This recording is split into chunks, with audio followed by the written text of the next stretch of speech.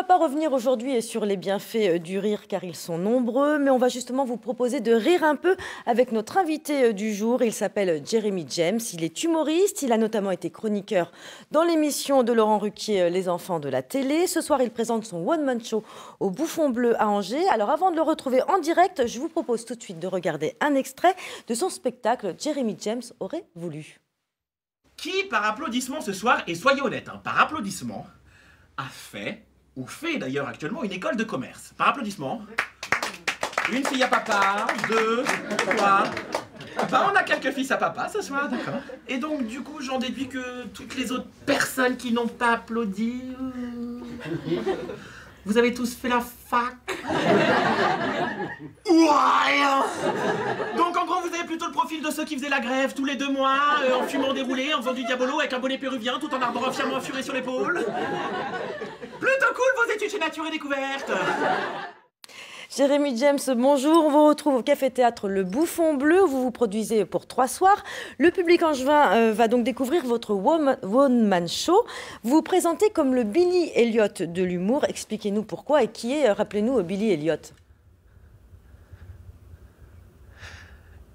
Yes, Marion, good morning. I am le Billy Elliot de l'humour. Non, je rigole. Oui, donc je m'appelle Jeremy James et je suis bien le Billy Elliot de l'humour. Pourquoi? Parce que quand j'étais petit, mon rêve absolu, c'était d'être danseur professionnel. Et malheureusement, ça ne l'a pas fait. Mes parents ne voulaient pas que je suive cette voie-là pour moi. Et du coup, j'ai suivi une école, j'ai fait une formation d'école de commerce.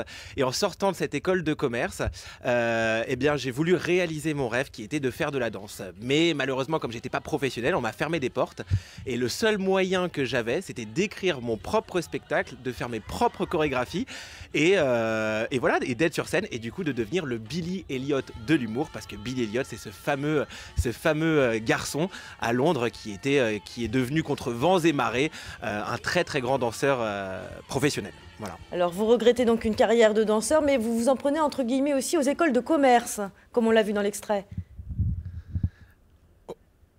Ouais, exactement. Et comme je le disais, mes parents m'ont mis dans une école de commerce pour suivre une formation politiquement correcte. Et c'est tellement un monde à part, les écoles de commerce, qu'il faut en rire. Ça va du polo au B2, les soirées, les Erasmus, pas possible. On nous promet monts et merveilles, il faut vraiment en rire. Et même les personnes qui n'ont pas fait d'école de commerce peuvent en rire parce qu'on a tous entendu quelqu'un qui a fait, on a vu un reportage de quelqu'un qui a fait une école de commerce. Donc voilà, il fallait que je crache un petit peu dans la soupe.